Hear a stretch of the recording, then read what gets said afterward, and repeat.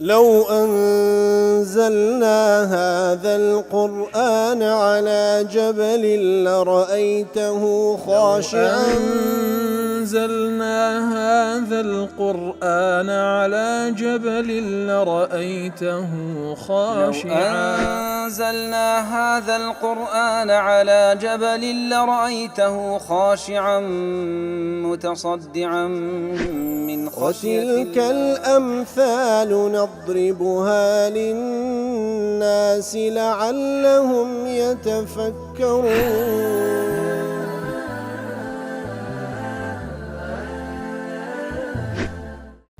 الحمد لله والصلاة والسلام على رسول الله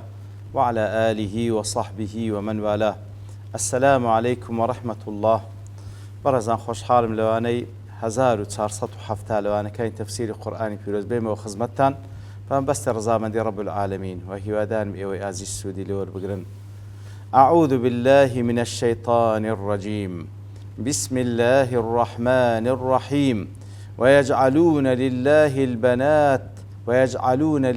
البنات سبحانه ولهم ما يشتهون. بەڵێ بەڕێزان هەردا باسکردنی موشریکەکان و ئەو کار و گفتار و ئەو کارە ناڕەوا و قێزەونانەی کە ئەوان ئەنجامی دەدەن ئەوەیەکەوە ويجعلون لله البنات أي وينسب المشركون لله البنات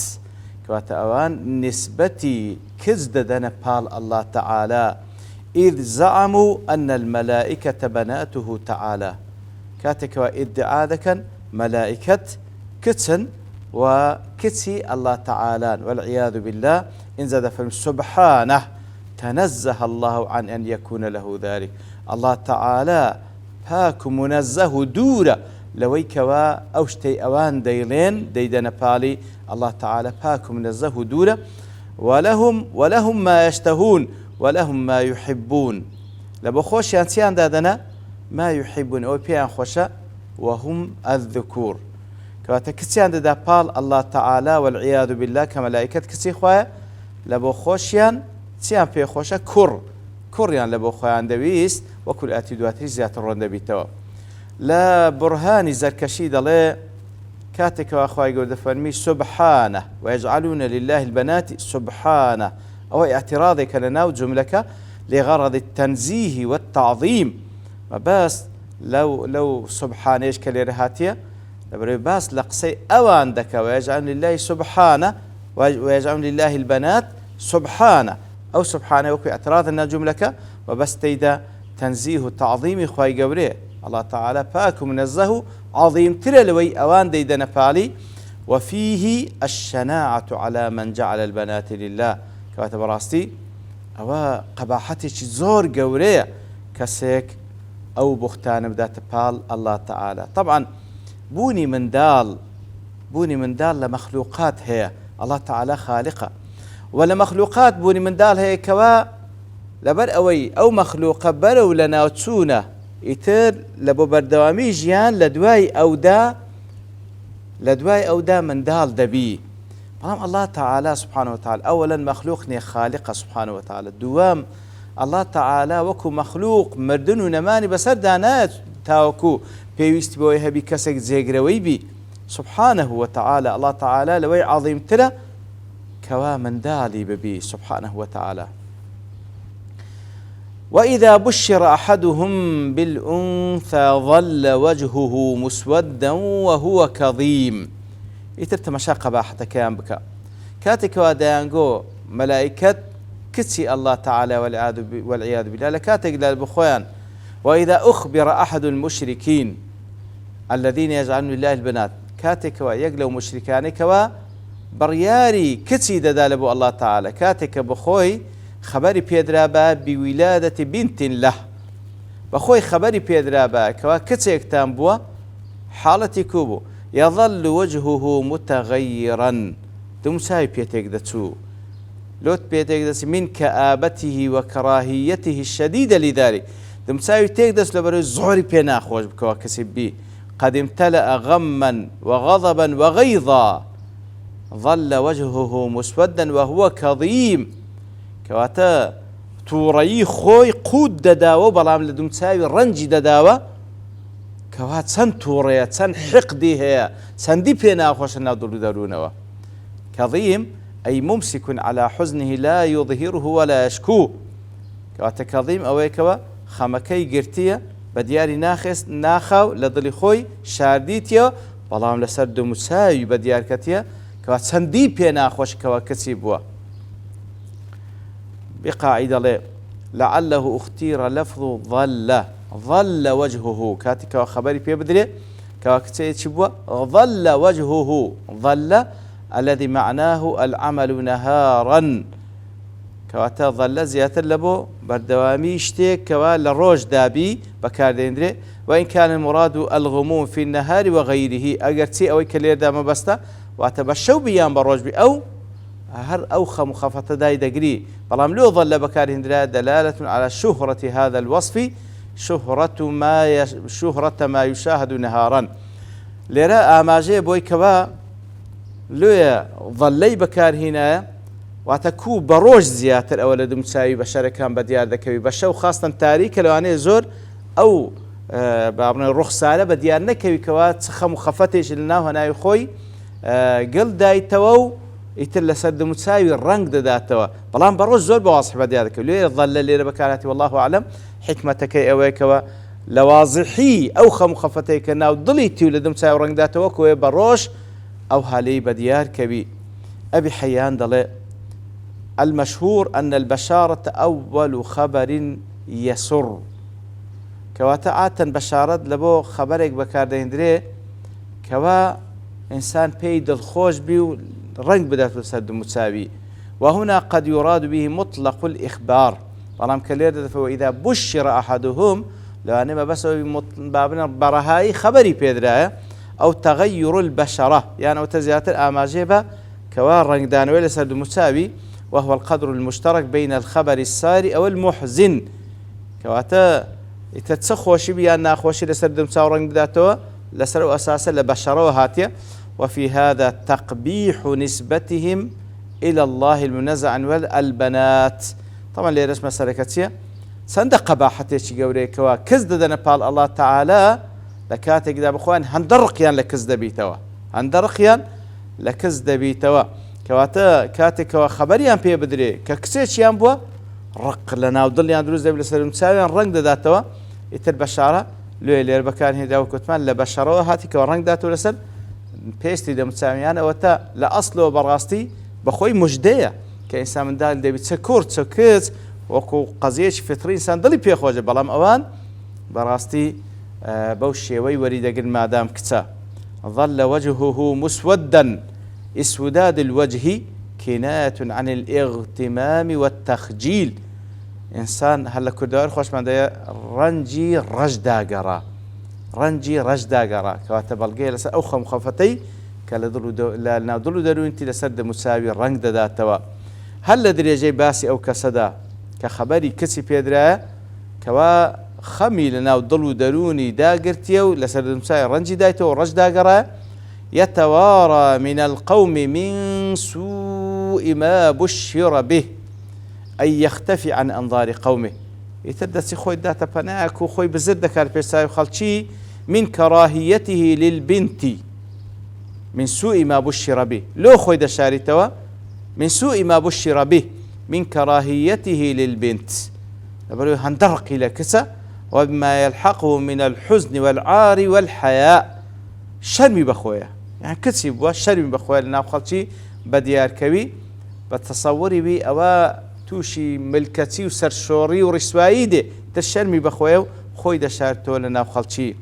يتوارى أي يختفي ويتغيب وأصله من الوراء وهو جهة الخلف كواتا يتوارى لوراء هاتي بمعنى خو شاردنوا خود زينوا لنا بخلشي خود زتو لنا بخلشي خود شارتو لو كوالا شرمي ويكتسبوا واحدي دلي قال المفسرون كان الرجل في الجاهلية إذا ضرب امرأته المخاض توارى إلى أن يعلم ما يولد له كواتا مفسرين دلين بياو لجاهليات كاتكوا خيزانكي دقيشت حالتي من دالبون لەبەر چاوی خەڵکی خۆی بزر دەکرد هەتا وەکو خەبەری وەردەگر ئەوە چ منداڵێکی بووە. فإن كان ذكرا سر به وابتهج ئەگەر کوڕ بە دڵی پێخۆش دەبوو ڕەنجی دایەوە، وإن كانت أنثى ئەدێگە کەس بە اكتئب لها وحزن ئێوجا خەم و خەفەت دای دەگرت. ولم يظهر للناس أياما چەندین ڕۆژ خۆی دەشاردەوە يدبر كيف يصنع في أمرها فکری دەکردەوە چ بکاتن لەو کچەی کە بوویتی. وەکو لە دواترێش خوای گەورە دەفەرمی لە تحفة المودود لە ئەوەی ابن القيم دەڵێ فالتسخط بالإناث من أخلاق الجاهلية الذين ذمهم الله تعالى کەواتە تووڕەیی دەربڕین و خەم و خەفەت داگرتن لە کاتێوەی کەوا کەسێک کچی دەبی ئەوە یەکە لە خوڕەوشتەکانی جاهلیەتی قەدیم ئەوەی کەوا خوای گەورە بە کەم و کورتی باسی کردیە. بەڵێ ئیتر فکری لەوەی دەکردەوە کەوا کسێکی بۆ خەم دای دەگرت و خۆی لە خەڵکی دەشاردەوە ئەیمسکه على هون ئەم يدسه في التراب چی لێ بکا لەو کچەی أي يتخير ويتردد بين الأمرين واتە محير دەمنا لە بینی دوو شت هل يمسكها على هوان وذلة کەواتە هەر بیهێڵیتەوە ئەو زەلیلیە و ئەو کەمیەی قبول بی ئەم يخفيها في التراب بدفنها حية یانەوەتا هەر بە زەندیاتی دەفنی بکاو لە ناو ڕووی زەوی با بڵێن وەکو ئەو کەسە ئەو جاهلیەتی قەدیم طبعا زیندە بە چاڵیان دەکرد بە زەندیاتی چاوان ژێرخاچیان دەکرد ئیتر محەیر دەبوو یان ئەوەتە ئەو زەلیلیەی قبول بی و نەیکوژی یانەتە زیندە بە چاڵی بکە. ڕازی دەڵێ وفي أن هذا الهون صفة من أيمسكه على هون بەو زەلیلیەی قبول بکە باز لەو زەلیلیە دەکە ئەو زەلیلیە صفەتی چێ؟ قولان الأول أنه صفة المولودة أو باز لە مولودە و کچەکەی دەکا کە بووە ئەو مایەی سەرشۆڕیە ومعناه أنه يمسكها على هون منه لها کەواتە ئایا ڕای بگریتن بەڵام کوو ڕای بگری ئەو منداڵە بە زەلیلی بمینێتەوە هیچ قیمەتی نییە. ودوم قال عطاء عن ابن عباس إنه صفة للأب يعني وتا على هون صفتك لبابك معناه أنه يمسكها مع الرضا بهوان نفسه وعلى رغم أنفه يعني وتا كاتك وديه ليتوا غصبا لسريتي وها لسر بنات ساري به ليتوا با تحمل رسوية كشبكا. ومن اختار أن الهوان هنا صفة المولودة أوانك أو رأيان هالبجادك صفتي أو كسيك لدايك أو يان بزليلي دمينيتها ولا بندستبابي أي يهينها والدها ويذلها بمينيتها بشيويكوا بإهانة كراوي بكم كرتي بابي زليلي بكاتن بيشو جرنجي بيندا وكركاني لسر تفضيل بكا أو وكو واحدي وابن كثير وقاسمي أو هالك دايتكوا على هونين وتديه لي توا بەڵام کو دەیەوێت بە زەلیلی بە ڕیسوایی احتمام پێ نادا کوڕەکان لەسەرەوی تەفضیل دەکا ئەوە ڕەیەکە. ومما نختار أنه صفة لوالدي ئەوانەی کە دەشڵێن نەخێر على هونین واتە بابەکەی بە تەحملکردنی زەلیلیەوە بیهێڵیتەوە لەو حاڵەتەی وەکو ابن عطية أو هاي لێک دایتەوە. ألا ساء ما يحكمون أي ألا ئاگادار بن بئس الحكم ما يحكم به هؤلاء المشركون خرابترين حكمة أو حكمك أو مشركان ديكا في نسبتهم البنات اللاتي لا يرضونهن لأنفسهن وكرههن إلى الله خرابترين حكمة ويوان ديكا كز كالبو خوان برازين دينا بال الله تعالى ونسبتهم البنين الذين يحبونهم إلى أنفسهم وكرج كبخوان خوشيان دي بدن بال خوان ولا كاتك دا كز دن بال الله تعالى بخوشيان بيان خوشا. ابن عاشور ضل كانوا يحسبونه حقا للأب